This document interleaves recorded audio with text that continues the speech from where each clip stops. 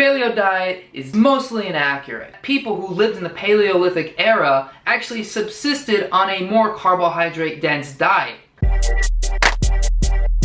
What up, a-holes? Welcome back to the channel. If it's your first time here, take a second, hit the subscribe button with the bell icon so you can be notified of any new videos that come out. And while you're down there, give me a thumbs up because that's just the right thing to do. Today, I want to talk about the paleo diet. The paleo diet is dumb, it's gross, and it's mostly inaccurate. First off, the people who promote it really want you to believe that the paleo diet reflects what our ancient ancestors would have eaten. Loren Cordain, author of the cornerstone paleo diet book, The Paleo Diet, states that the paleo diet is the one diet that ideally fits our genetic makeup. The paleo diet is a high-fat, low-carbohydrate diet, and I'm not sure exactly how it is the one and only true diet for our genetic makeup, considering people have all kinds of different genetic makeups. People from different parts of the world subsisted on different foods for many, many years. And to that point,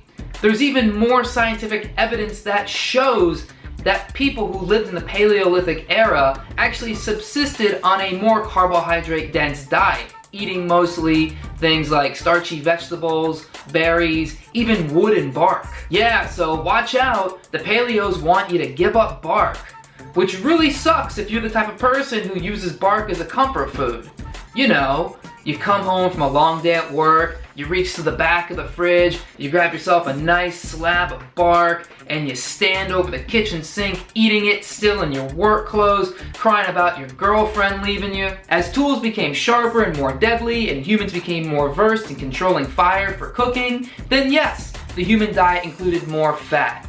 But the fat came from animals, and the animals would be killed and eaten days, weeks, sometimes months between each other, because the people actually had to go out there and hunt for the meat. And in doing so, they burned a lot of calories, and the whole time they continued to subsist on a carbohydrate-rich diet, as this study shows the prevalence of starchy grains found in the teeth of Neanderthal bones. There's a difference between how cavemen ate meat and how Chad from Crunch CrossFit eats meat. They weren't sitting around ordering General Gao's chicken off Seamless while binge-watching girls. Also, according to this study, our pre-industrial ancestors experienced a high rate of atherosclerosis, the clogging of arteries due to fats and cholesterol in the diet. Even the little bit of meat that they did eat contributed to heart disease. Mark Sisson, author of The Primal Blueprint and poster boy for the paleo movement, says that the human genome has changed very little and only thrives under similar conditions. What?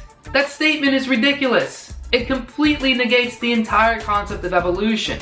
Of course our genome has changed over the last 10,000 years. It's had to. If it didn't, our intestines would just disintegrate in the path of Coca-Cola, or we would just projectile vomit every time we ate a piece of Kentucky Fried Chicken. The body adapted to becoming tolerant of all of the biochemical, GMO, hormone-laden food that we eat as part of the standard diet. Take dairy, for instance. 35% of the human population have a genetic mutation which allows their body to be able to break down lactose, which 10,000 years ago that gene would have just shut off after infancy. Because our genome tells us that we're not supposed to drink milk past being infants. Even many people who are considered lactose intolerant can tolerate even just a little bit of dairy. Also, don't forget all the bacterial and microbial modifications that have happened over the years, including, maybe most importantly, the genetic mutation that allows for blue eyes. Because without that, I wouldn't be able to look deep into your eyes and sweep you off your feet. I just can't imagine a scenario where our genome is exactly the same as it was 10,000 years ago. I mean, could you imagine a caveman trying to eat anything in our modern day diet? If they're getting heart disease from the meat of an ungenetically modified animal, I can only imagine what would happen if you gave a caveman a Dorito.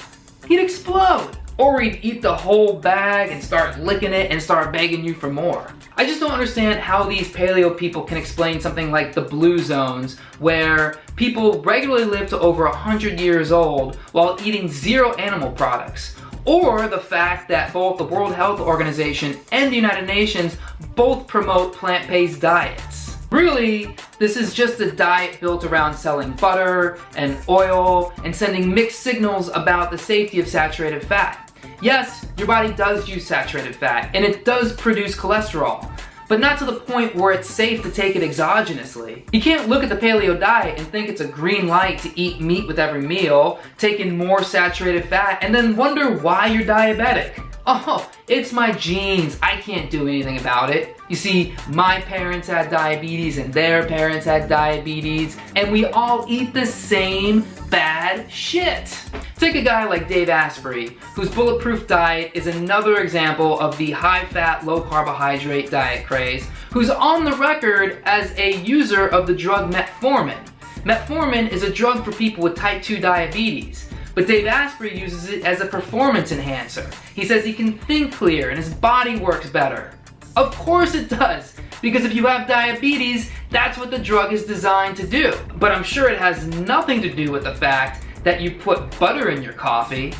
It has everything to do with putting butter in your coffee. The fact is, the paleo diet's been done before. It was called the Atkins diet. And like the paleo, the Atkins diet also promotes saturated fats using the same bad science that lacks any kind of long-term data that hasn't been either tampered with or paid for by the Meat and Dairy Council. But I want to know what you guys think in the comments. Let me know, are you paleo? Are you Atkins? Do you do high fats, low carbs? Are you getting shredded? Have you been sick? Do low carbs, high fat make you sick? Let me know down in the comments what you guys' experience is. Also, if you haven't yet already, remember to hit the subscribe button, give me a thumbs up, and check out other videos on the channel.